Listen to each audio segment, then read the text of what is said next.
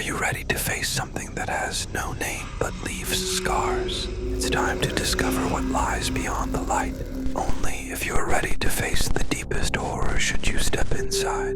We're opening doors to a world where every rustle hides a dreadful secret, and every step might be your last. What evil lurks behind these walls?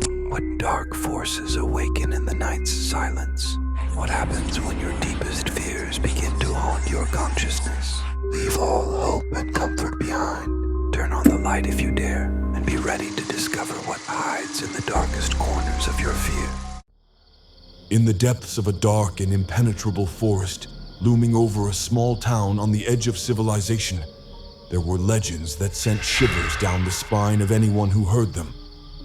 At night, when the moon hid behind clouds and darkness enveloped everything, the townspeople would hear a strange, piercing sound reminiscent of a child's cry. This sound was so unsettling that it seemed to penetrate the deepest corners of the soul, invoking panic and madness. It was said that this cry was an echo of terror, a remnant of something that should not exist in this world. Those who dared to investigate whether the rumors were true never returned. But could these sounds truly be emanating from hellish depths?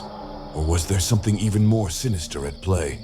Could the souls of the missing have transformed into nightmarish entities, haunting those who dare to explore this cursed forest?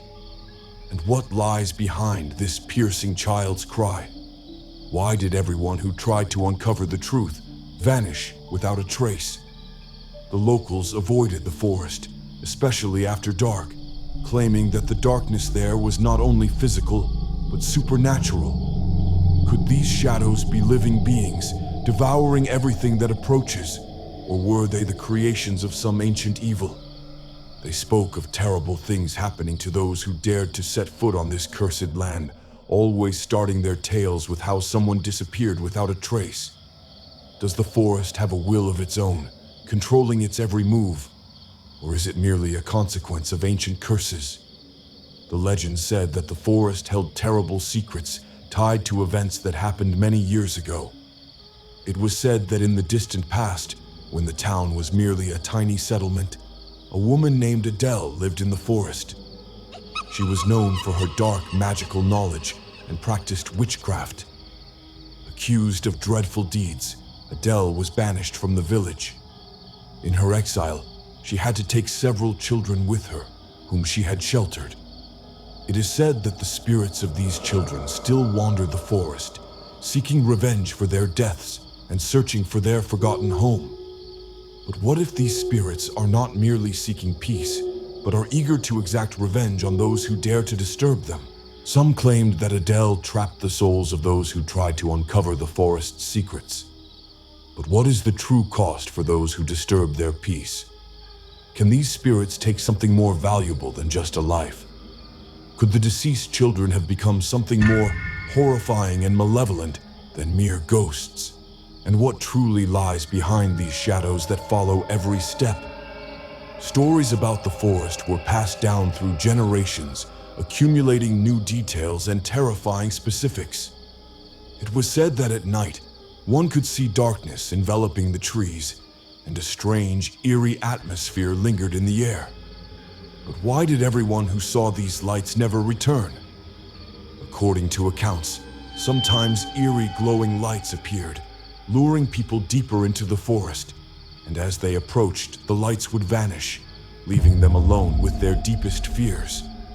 Were these glowing lights merely a lure, or did they have a more sinister purpose? One winter night, as the icy wind howled and the trees creaked from the cold, a young girl named Eliza decided to uncover the truth behind these horrifying rumors.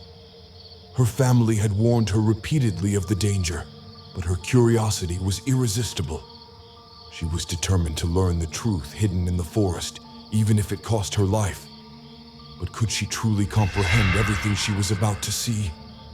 Eliza was smart and determined, but even she could not foresee how horrifying her nocturnal expedition would be. Could her curiosity be the cause of her demise? Summoning all her courage, Eliza ventured into the forest. In the darkness, her flashlight flickered, struggling against the encroaching darkness. The forest was dense and impenetrable, with trees growing so close that the moon barely penetrated the foliage. Every sound seemed foreign and eerie. The cries of the night reminded her of long-forgotten fears, and the crackling of branches broke the sinister silence. The sound of a child's cry was somewhere in the distance, but with every step, it grew closer and louder, as if the forest itself was responding to her presence. Could this be a warning, or a signal that her presence had disturbed something unimaginable? Suddenly, her flashlight began to flicker and went out. Where the moon had been, there was now an absolute black void. Eliza felt the darkness closing in around her, and terrifying thoughts began to swarm in her mind. She suddenly heard a scraping and rustling sound, as if someone was crawling after her. She turned around and saw the darkness around her starting to move, as if it were alive. Shadows from the trees began to play tricks on her perception. They seemed to be moving and terrifying, trying to grab her in their sinister embrace. Suddenly, a sharp and eerie scream came from behind the trees, causing her to freeze in fear. Eliza felt a cold breath touch her neck, and it was not just the wind, but something sinister and malevolent. Were these sounds just part of the forest's evil, or was there something even more terrifying behind them? Were these shadows living beings, or were they part of ancient magic still alive in this forest? Could the trees be witnesses to numerous tragedies that occurred here, and now they come to life to scare away unwelcome guests? Why did Eliza feel that the darkness was becoming almost tangible, and each step brought her closer to something unspeakably sinister? Eliza stumbled upon an old, overgrown path leading to an abandoned house. Her heart raced, and her blood ran cold. The house looked as if it had been forgotten and abandoned many years ago.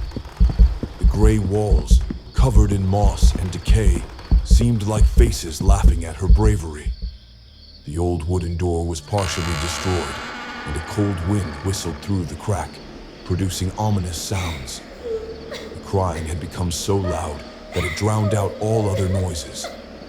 What horror lay behind this ruined door, and what had turned this house into such a place of evil? Inside, the house was even scarier.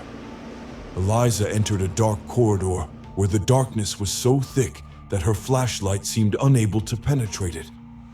Occasionally, she felt invisible hands touching her, and the creaking of old wood underfoot created strange, frightening sounds.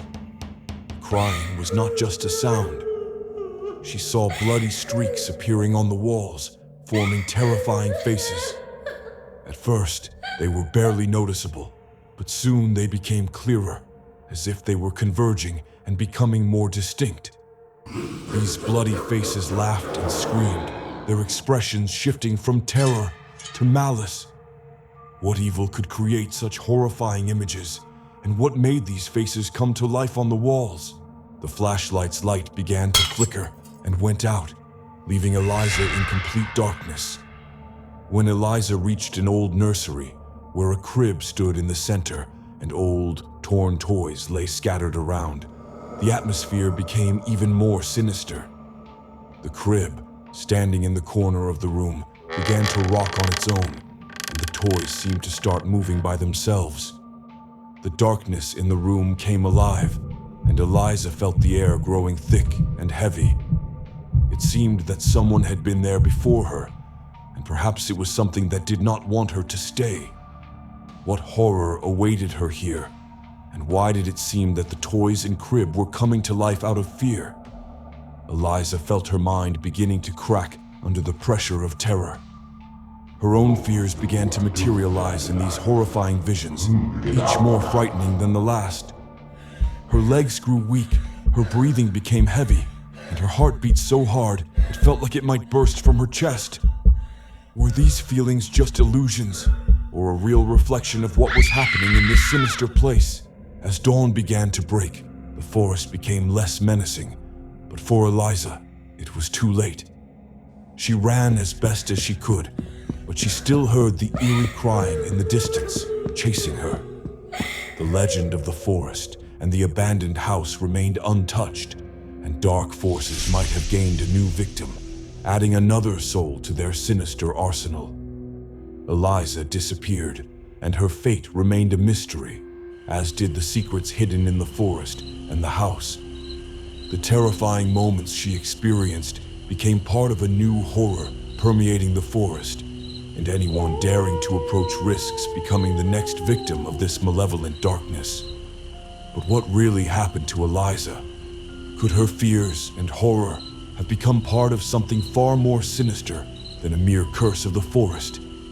Could these spirits be seeking a new victim and transferring their torment to anyone daring to enter this forest, leaving them in eternal darkness and fear?